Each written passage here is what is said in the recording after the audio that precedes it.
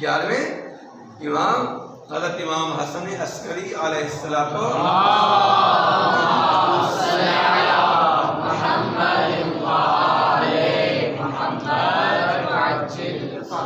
ایک مرتبہ پھر صلوات پڑھ لیجیے بلند آواز سے۔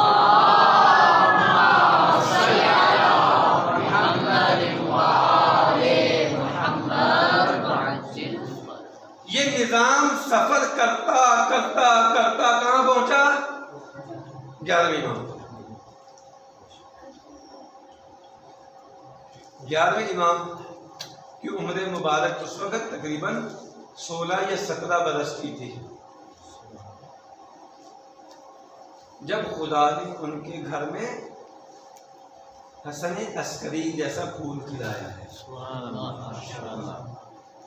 مولا کی ولادت مدینے میں ہوئی ہے۔ مختلف روایات ہیں، 8 ربیع الثانی بھی ہے، 10 ربیع الثانی بھی ہے، اس کے علاوہ اور بھی روایات ہیں۔ امام علیہ السلام کی ولادت تھی، 4 سال کی عمر مبارک تھی امام علیہ السلام کی جب آپ وہاں سے مدینے سے امام علی نقی علیہ السلام کو 10ویں امام کو کہاں آنا پڑا ہے؟ سامزہ آنا پڑا ہے۔ حکومت آپ کو کہا ہے حکومت وقت نے ہر وقت نظر رکھی ہے، تلاش میں ہوتے تھے کہ ایک امام گیا تو دوسرا دن کے بعد کون ہے۔ اب 16 برس کا ایک نوجوان ہے، 16 برس کے نوجوان کی عمر کیا ہے؟ یعنی آپ چھوٹے سے بچے ہی سمجھیں گے نا، بالکل اتنی ایج کا پوری آدھی دنیا پہ جو حکومت کرنے والا خلیفہ اس 16 سال کے بچے سے ڈرا ہوا ہے۔ یہ پاور ہے نظام امامت کی۔ یعنی سامرا میں بیٹھا ہوا ہے جس کی لاکھوں فوجیں ہیں، جس کے عمرا وزرا سارا کچھ ہے، لیکن ایک ایسے نوجوان سے خطرہ محسوس کر رہا ہے جو مدینے میں بیٹھا ہوا ہے 16 سال کا ایک نوجوان۔ اب اس کو وہاں سے طلب کرتے ہیں کہ آپ یہاں پہ آئیں۔ یہ طاقت ہے نظام امامت کی۔ یہی وجہ ہے کہ ایک دفعہ امام صادق علیہ السلام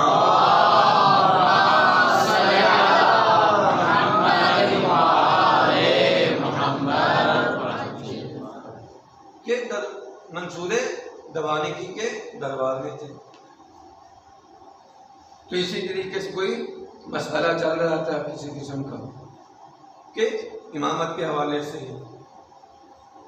کہ لوگوں میں پیار اور یہ جو سارا کچھ ہے، حکومت کے باوجود جو ہے لوگ ان سے پیار نہیں کرتے ہیں، اور حکومت کے نہ ہونے کے باوجود لوگ ائمہ سے پیار کرتے ہیں۔ تو اس نے پوچھا یہ وجہ کیا ہے؟ تو مولا نے فرمایا وجہ یہی ہے کہ تم جسموں کے امام ہو، ہم دلوں کے امام ہیں۔ ہماری حکومت لوگوں کے دلوں پہ ہے، ہماری بادشاہت لوگوں کے دلوں پہ ہے۔ تم زبانیں تو کاٹ سکتے ہو لیکن دلوں سے محبت اہل بیت کو جدا نہیں کر سکتے۔ یہ پاور ہے نظام امامت کی۔ لہذا 16 سال کے بچے کو وہ بلا رہے ہیں، اور امام حسن عسکری علیہ السلام کی عمر مبارک 4 سال ہے ٹوٹل اس وقت۔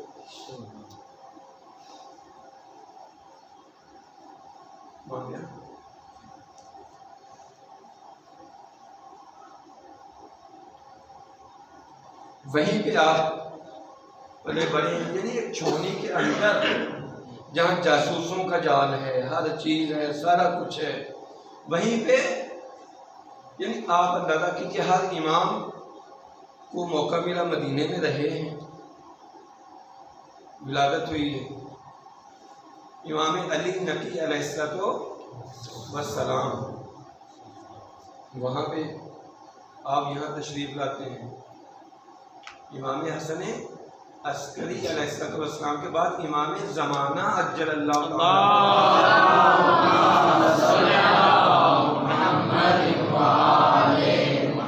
وہ امام ہیں جن کی ولادت مدینے نہیں، یعنی امام حسن عسکری علیہ السلام کو واپس جانے کا موقع نہیں دیا، واپس نہیں گئے، نہ حکومت نے موقع دیا ہے۔ مکمل جاسوسوں کے جال میں، اسے وہ جاسوسوں کی نظر میں، حکومت کی نظر میں، سارا کچھ، لیکن اس کے باوجود امام علیہ السلام نے تشیع کو بہت پھیلایا، تشیع کو آگے بڑھایا، تشیع کے نطفر کو، جو اپنے نمائندے ہیں ان نمائندوں سے رابطے برقرار کیے، اور دنیا کے مختلف خطوں تک اپنے نمائندوں کا یہ جال وکلا کا بچھایا ہے، ان سے رابطے میں رہے ہیں۔ البتہ یہ علیحدہ بات ہے کہ جو نمائندے آتے تھے وہ آپ سے مل نہیں سکتے تھے، لیکن کیسے ملتے تھے اس کا بھی اپنا ایک احوال ہے۔ مثلا ایک آتا ہے مولا سے ملنا ہے، پابندی ہے، حکومت کے جاسوس کیا کرتے ہیں، تیل بیچنے والے وہ جو ڈرم ہیں، وہ مثلا سواری پہ جو گدھے وغیرہ اس وقت ہوتے تھے ان پہ وہ تیل کے برتن رکھے ہوتے تھے، تیل لے لو بھائی، تیل کس طریقے سے، تو وہ ایسے ہی ان تیل کے برتنوں میں خطوط رکھ کے یا جو دوسری چیزیں رکھ کے لے کے آتے تھے، تو اس انداز میں امام علیہ السلام کے دربار تک آپ ان کی رسائی ہوتی تھی۔ اس قدر وہ نظام دقیق تھا، خطرناک تھا، لیکن اس کے باوجود امام علیہ السلام نے اپنے شیعوں کا بھی بہت زیادہ خیال رکھا، بہت زیادہ شیعوں پہ خصوصی نظر ہوتی تھی۔ ایک مرتبہ ابو ہاشم جو ہیں راوی، وہ کہتے ہیں کہ میں امام علیہ السلام کے ہمراہ تھا، تو جا رہے تھے سواری ساتھ ساتھ، تو اچانک میرے ذہن میں آیا میرے پاس سواری نہیں ہے، پیسے کہاں سے آئیں گے؟ امام علیہ السلام نے زمین پہ تازیانہ ملا اور اس کو کہا کہ وہاں سے اٹھا لو کچھ۔ جب اس نے اٹھایا تو سونے کے دینار تھے۔ کہتے تھوڑا آگے چلے، پھر ذہن میں آیا یار خرچہ ورچہ بھی نہیں ہے، یہ بھی شاید امام سے کہہ دیتے، اب کہا نہیں ہے، لیکن امام علیہ السلام نیچے جھکے زمین پہ، پھر تازیانہ مارا، امام نے پھر کہا کہ اب اٹھا لو، کہتے پھر میں نیچے جھکا اور وہ دینار اٹھائے، اور جب گھر جا کے میں نے گنے تو اتنے ہی تھے جتنے کی سواری آنی تھی اور جتنے میرے اخراجات تھے۔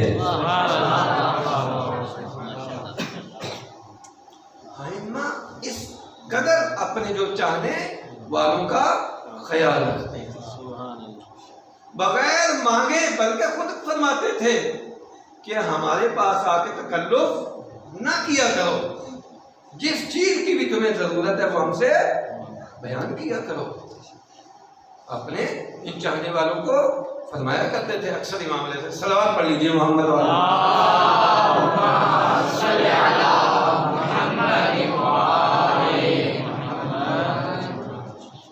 یعنی خود آپ اندازہ کیجئے کہ حضرت امام حسن عسکری علیہ السلام کے فضائل و کمالات، ٹوٹل عمر مبارک آپ کے 28 سال ہے، ٹوٹل عمر مبارک 28 سال، 28 سال کی عمر میں آپ کی شہادت ہو گئی، اسی میں آپ نے سارا کچھ کیا ہے، سب کچھ اسی میں انجام دیا ہے، جو بھی فضائل ہیں سارا کچھ ہے، لوگوں کے سامنے جو کمالات ہیں۔ پہلے بھی میں نے آپ کی خدمت میں عرض کیا تھا کہ جب اسلام پہ بنتی ہے تو اسلام کو بھی بچایا، جب وہ ایک راہب آیا تھا اور اس نے وہ بارش کی دعا دی تھی اس کی مستجاب، یہ امام علیہ السلام دین کی حفاظت کر رہے ہیں، دین کو بچا رہے ہیں، اپنے چاہنے والوں کا بھی خیال رکھ رہے ہیں، مسلسل ان کی نصیحتوں، ان کا نصیحتیں بھی کر رہے ہیں، خط و کتابت بھی ہو رہی ہے ان کے ساتھ، باقاعدہ طور پہ ایک مرتبہ احمد ابن اسحاق کے امی امام علیہ السلام کے کوئی عزیز تھے، سید تھے، لیکن شراب بے تحاشا پیتے تھے، یہ سارے ایسے کام کرتے تھے۔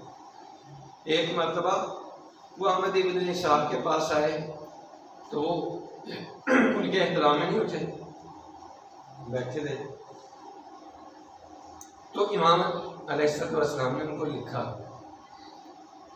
یا بعد میں خواب میں ہے یا ملے ہیں، اور حکم دیا ہے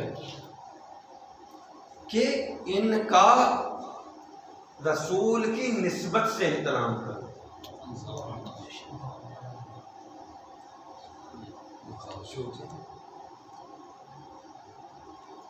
وہ جو سادات میں سے تھے ان سے ملے ہیں، ان کو اپنا خواب بتایا ہے، یعنی مراد کہ وہ ایک دفعہ آئے پھر تو اب یہ جلدی سے احترام میں اٹھے اور بہت ان کا ادب کیا، احترام کیا، تو اب اچانک یہ پوچھنے لگے کہ جب پہلے میں آتا تھا اس وقت تو آپ ایسا نہیں کرتے تھے، اب اچانک کیا ہو گیا، اب یہ احترام کیوں کر رہے ہیں؟ فرمایا مجھے امام وقت نے حکم دیا ہے کہ میں یہ کام کروں۔ کہا کس لیے؟ کہا رسول کی نسبت سے۔ بس یہ ذہن میں آنا تھا، اچھا ان کی ہم پہ اتنی نظر ہے کہ ہماری رسول سے نسبت ہے، تو فوری طور پہ جو بھی وہ کام کرتے تھے، شراب یہ وہ، فوراً وہ سارے ظرف توڑ ڈالے۔ کہتے ہیں کہ پھر یہ مسجد میں اعتکاف پہ بیٹھ گئے اور اسی حالت اعتکاف میں اس دنیا سے چلے گئے۔ تو یہاں سے یہ نقطہ بھی سمجھ میں آ رہا ہے کہ امام حسن عسکری علیہ السلام نے ہدایت کے لیے یہ بیان کیا ہے کہ امام جانتا ہے ہر حالات کو، امام علیہ السلام کیا کرتے ہیں؟ جانتے ہیں۔ امام علیہ السلام کو یہ معلوم تھا کہ ہم یہ ان کو پیغام دیں گے تو ان کے اندر یہ آئے گی تبدیلی، لہذا وہ پیغام پہنچایا جس کے ذریعے سے وہ تبدیل۔ اور پھر تشیع کے بارے میں بہت زیادہ یہ بات چلی کہ آپ کا شیعہ کون ہے، آپ کا محب کون ہے۔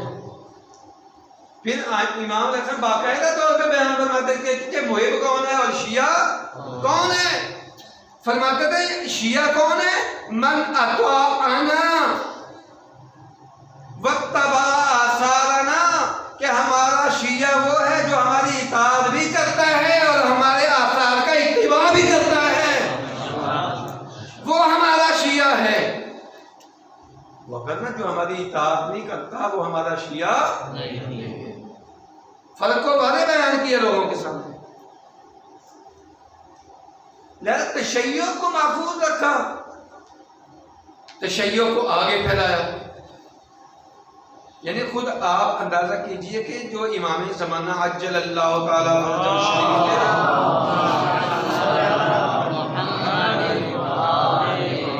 جو نائبین ہیں وہ امام علیہ السلام کے صحابی ہیں، وہی جو امام علیہ السلام کے صحابی تھے وہی امام زمانہ کے آگے جا کے نائب بنے، وہی ذمہ داریاں ان پہ عائد کی گئی ہیں۔ خود امام علیہ السلام نے اپنے شیعوں کو تیار کیا، آگے دیکھ رہے تھے جو پیغمبر سے آپ کو کہا کہ یہ نظام امامت اس میں قیامت تک کے لیے چلنا ہے۔ امام علیہ السلام دیکھ رہے تھے کہ اس کے بعد غیبت ہو جائے گی، جب میری شہادت ہوگی تو کیا ہو جائے گی؟ غیبت ہو جائے گی، امام پردے غیب میں چلے جائیں گے۔ ہر امام نے آ کے اس کی خبر دی تھی، ایسا نہیں ہے کہ یہ اچانک، خود پیغمبر نے خبر دی تھی کہ آخری امام کیا ہوں گے؟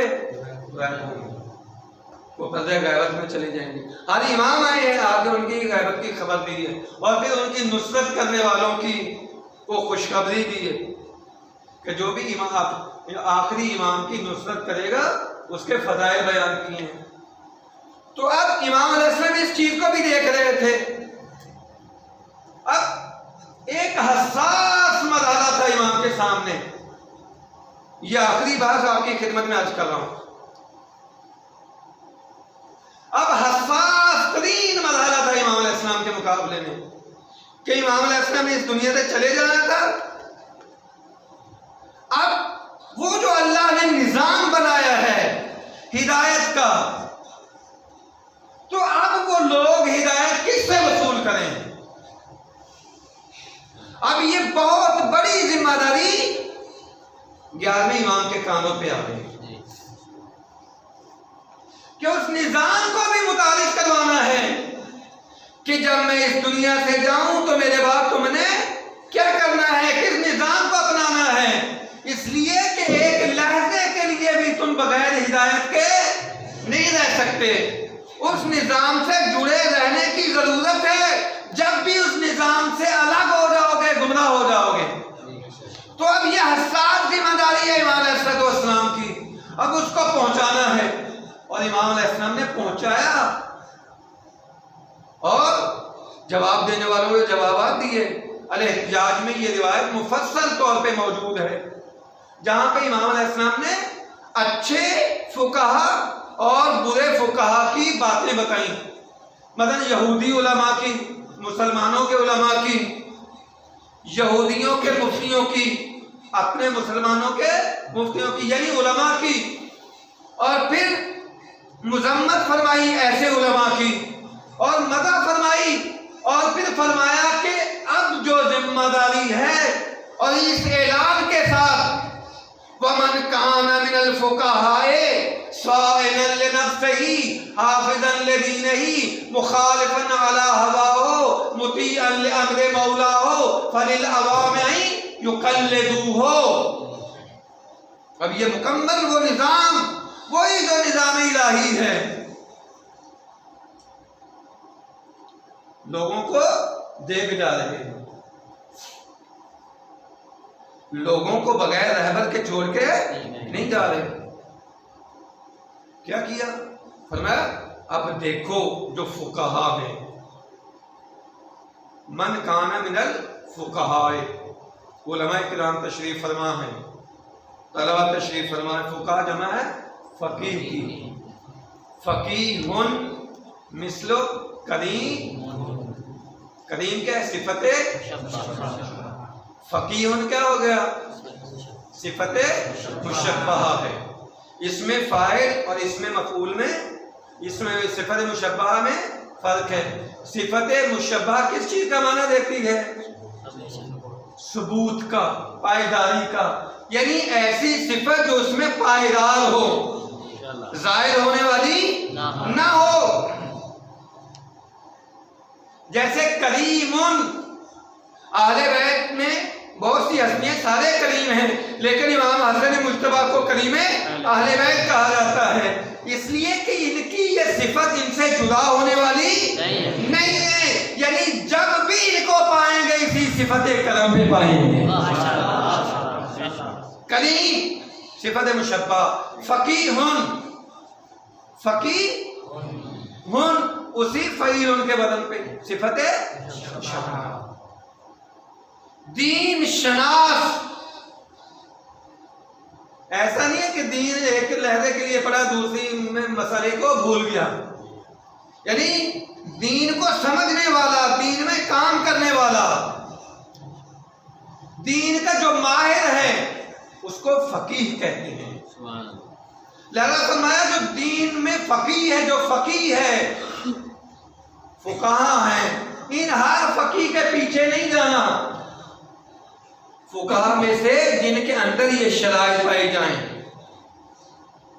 من کان من الفقہاء صائنا لنفسہ، اپنے نفس کو بچانے والا ہو، اپنے دین کی حفاظت کرنے والا ہو، اپنے مولا کی اطاعت کرنے والا ہو، اور خواہشات نفسانی کی مخالفت کرنے والا ہو۔ یعنی دیکھیے کہ امام علیہ السلام کی خوبصورتی کے ساتھ اس نظام کو آگے پہنچا رہے ہیں۔ کہ اب یہ نظام ہے جس کو تم نے فالو کرنا ہے، جس نظام کے پیچھے تم نے چلنا ہے. کہ فقہ میں جو فقیہ ہے دین شناس ہے، اور جس کے اندر یہ 4 شرائط پائی جاتی ہیں. جو دین کو بیچنے والا نہ ہو، دین فروش نہ ہو، دین کوئی تجارت نہ کرتا ہو، جو ہوا و ہوس میں پڑا ہوا نہ ہو، جو خواہشات نفسانی کے پیچھے چلنے والا نہ ہو، اپنے مولا کا حقیقی معنی میں اطاعت گزار، اللہ کا اطاعت گزار بھی ہو. مولا اس لیے کہ مولا فقط اللہ کے لیے نہیں ہے، مولا سب کے لیے استعمال ہوتا ہے.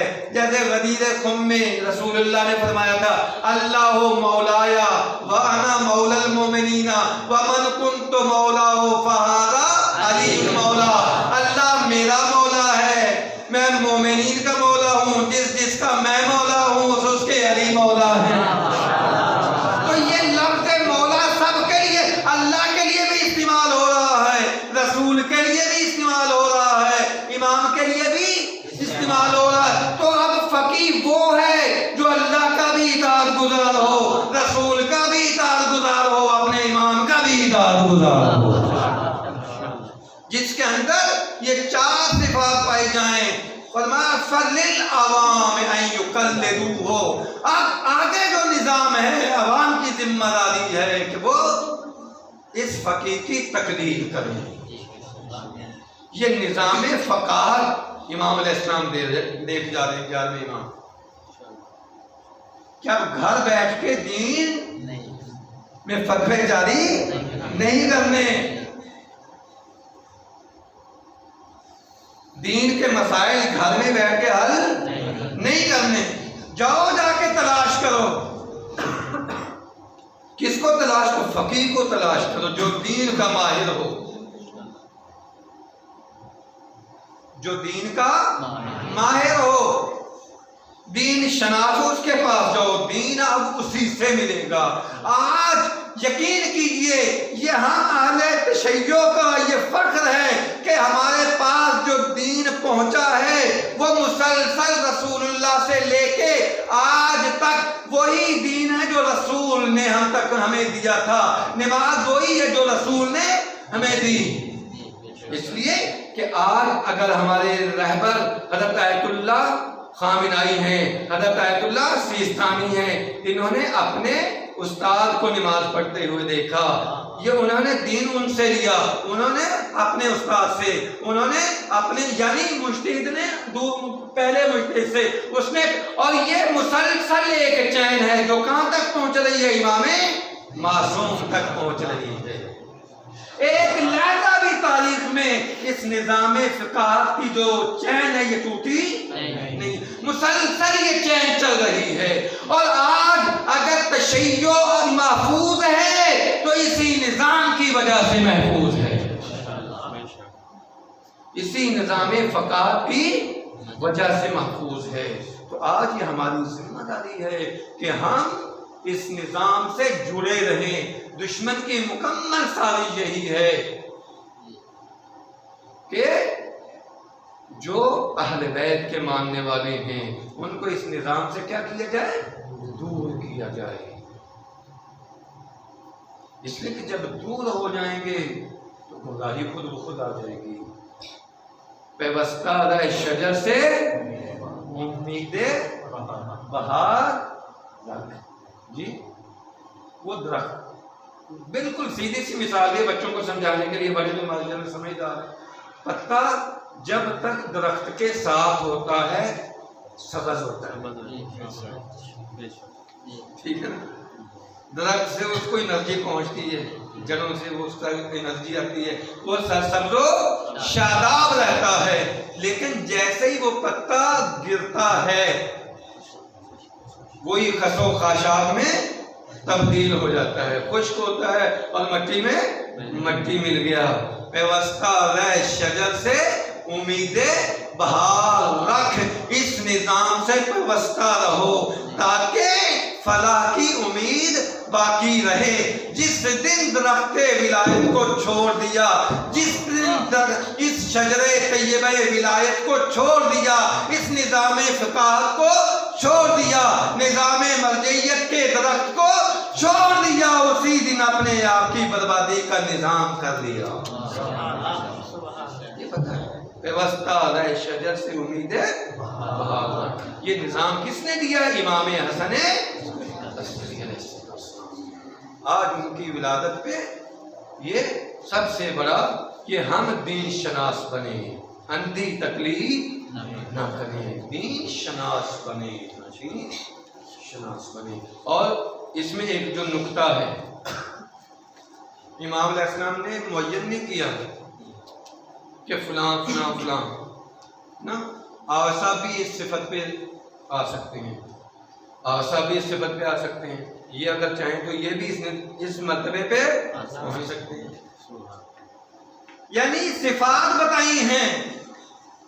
اب یہ نہیں کہا کہ فلاں شخص ہی بس یہ کرے گا، یعنی یہ ایک منصب ہے، اگر آپ چاہیں تو آپ بھی اس میں محنت کر کے اس منصب تک پہنچ، محنت کرنا آپ کا کام ہے، اخلاص لانا آپ کا کام ہے، اس تک پہنچانا ان کا کام ہے،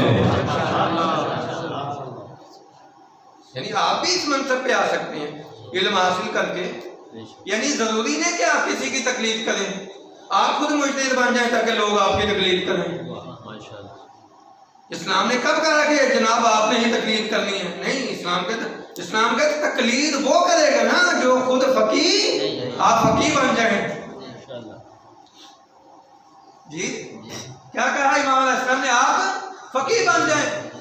جب فقیہ بن جائیں گے تو لوگ آپ کی تقلید کریں گے، آپ کسی کی تقلید نہیں کریں گے۔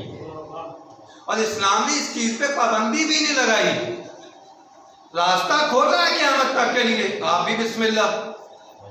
اور ایج کی قید بھی نہیں لگائی، جناب آپ 70 آپ کی ایج 60 سال ہو گئی، اب آپ علم نہیں حاصل کر سکتے، نہیں کہا وہ تو لوگ بولے علم من المہد الی اللحد، گہوارے سے لے کر قبر کے کنارے تک علم حاصل کرو، اور جب علم کے اس مرحلے پہ پہنچ جاؤ گے، جب فقیہ بن جاؤ گے، اس قابل بن جاؤ گے کہ اللہ تمہیں تقلید کے قابل بنا دے گا،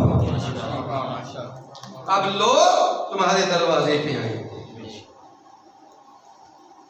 تو یہ نظام بنایا ہے پروردگار نے، اور اس میں کوئی تعصب بھی نہیں ہے، دروازہ بند بھی کسی کے لیے کیا نہیں ہے، کسی کو اعتراض بھی نہیں ہونا چاہیے۔ ہاں نظام تقلید پہ اعتراض ہے تو آئیں خود مجتہد بن جائیں تاکہ کسی کی تقلید نہ کرنی پڑے۔ یہ تو عقل کہتی ہے کہ جب آپ کو مسئلہ نہ پتا ہو تو اس سے پوچھ لیں جو مسئلہ جانتا ہے، یہ تو عقل کہتی ہے۔ جب آپ کو کسی چیز کا پتہ نہیں ہے تو اس کی طرف رجوع کرو جو مسئلے کو، تو امام علیہ السلام نے وہی عقلی مسئلہ بیان کیا ہے، امام علیہ السلام نے عقلی مسئلہ بیان کیا، کوئی اور مسئلہ بیان نہیں کیا کہ جو نہیں جانتے وہ کن کی طرف رجوع کریں، فقہا کی طرف، ان کی ذمہ داری ہے، فلیل عوامی، یہ لام جو ہے یہ ذمہ داری کی طرف وہ کر رہا ہے، یعنی واجب ہے عوام پہ کہ انہیں فقہا کی کیا کریں، تقلید کریں، بس یا فقیہ ہیں یا تقلید کرنے والے ہیں، کوئی تیسرا نہیں ہے، یا فقیہ بن جائیں یا فقیہ نہیں بنتے تو تقلید کریں۔ یہ بالکل واضح الفاظ میں کس امام علیہ السلام نے نظام دیا ہے؟ امام حسن عسکری علیہ السلام نے۔ خداوند مختار سے دعا کرتے ہیں کہ پروردگار تجھ کو واسطہ محمد و آل محمد علیہ السلام کا ہماری دعاؤں کو اپنی بارگاہ میں مستجاب فرما۔ یہ جو نظام امامت ہے اسی پہ ہمیں باقی رہنے کی توفیق نصیب فرما، اسی کی ترویج کرنے کی توفیق نصیب فرما۔ پروردگار ائمہ نے جو نظام ہمیں آگے بتایا ہے، جو غیبت کے زمانے میں جو نظام ہے، فقہا کے ساتھ ہمیں مربوط رہنے کی توفیق نصیب فرما۔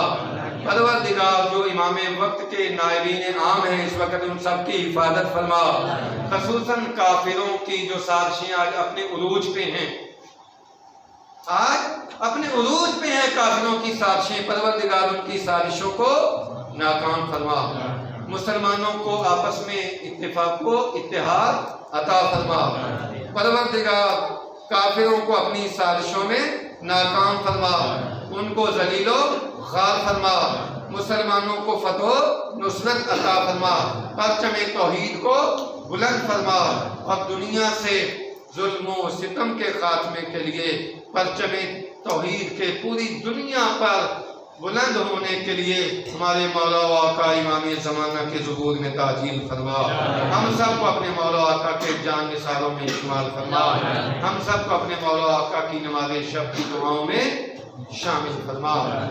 پروردگار تجھ کو واسطہ محمد و آل محمد کا جتنے بھی مومنین اس محفل جشن میں شریک ہیں، پروردگار تجھ کو واسطہ محمد و آل محمد کا سب کی حوائج شرعیہ پوری فرما، سب کی پریشانیوں کو دور فرما۔